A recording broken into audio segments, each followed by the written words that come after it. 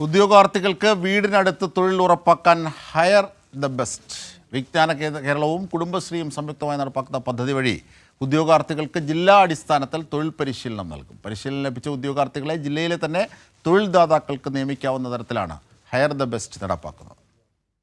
പത്തനംതിട്ട ജില്ലയിലാണ് higher the best പദ്ധതിക്ക് സംസ്ഥാനത്ത് ആദ്യമായി തുടക്കം കുറിക്കുന്നത്. ആദ്യപടി എന്നോണം തൊഴിൽദാതാക്കളുടെ ജില്ലാതല യോഗം പത്തനംതിട്ടയിൽ ചേർന്നു.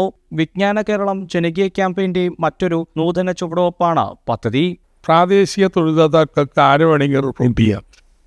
നിങ്ങൾക്ക് ആവശ്യമുള്ളവരെ നാട്ടിൽ നിങ്ങൾക്കടുത്ത് വിദ്യാഭ്യാസ യോഗ്യതയുണ്ടെങ്കിൽ അത് എടുത്തോളൂ. അതിനുള്ള നൈപുണ്യം ഉണ്ടോ ഇല്ല എന്നുള്ളത് ആലോചിച്ച് പ്രയാസപ്പെടേണ്ട. അത് ഞങ്ങൾ ചെയ്ത്.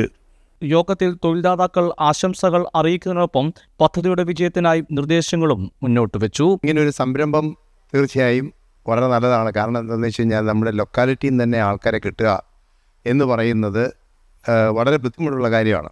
ഹോസ്പിറ്റലിനെ സംബന്ധിച്ചിടത്തോളം പ്രത്യേകിച്ചും പറയുകയാണെങ്കിൽ തൊട്ടടുത്തു നിന്നുള്ള പല ഷിഫ്റ്റുകളായിട്ട് വർക്ക് ചെയ്യുമ്പോൾ തീർച്ചയായിട്ടും അത് നല്ലത് തന്നെയാണ്. ഈ വിജ്ഞാന കേരളം കുടുംബശ്രീയുമായി ചേർന്ന് നടത്തുന്ന ഈ സംരംഭം എന്തുകൊണ്ടും നല്ലൊരു സംരംഭമാണ്.